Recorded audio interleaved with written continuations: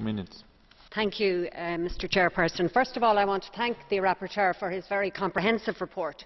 I have been a substitute member on petitions for 6 years, and during that time I have worked very closely with some petitioners and listened very carefully to others.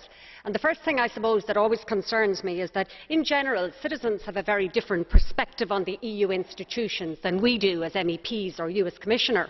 And I think we need to put ourselves in the shoes of the petitioners. I think if we want a really effective, citizen-friendly process, we need to set up some kind of panel which is composed of petitioners and listen to what they have to say and use that as a catalyst for positive change. For many citizens, petitioning the European Parliament is the last lap of a very long journey, and they are often already very frustrated. We have a responsibility to smooth that path as much as possible, and indeed the proposal to convert the EU Rights webpage into a user-friendly one-stop shop, I think, is an excellent one. But we also need to be supportive of citizens throughout the process, with clear, timely explanations as to what is happening throughout the entire procedure.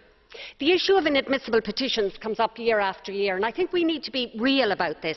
We're never going to fully explain to citizens what the competences of the Union are or are not.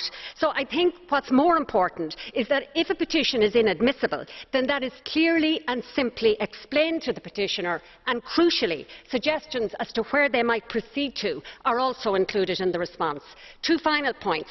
I support paragraph 17, which calls on the Commission to deal with misleading directory companies. Year in, year out, in many, if not all, Member States, small businesses are subject to harassment and legal threats from these misleading directory companies.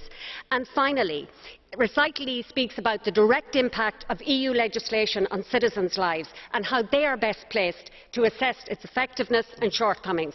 We as legislators and the Commissioners as initiators of legislation need to listen to this and use it as part of a reinforcing loop that improves our effectiveness rather than a cul-de-sac.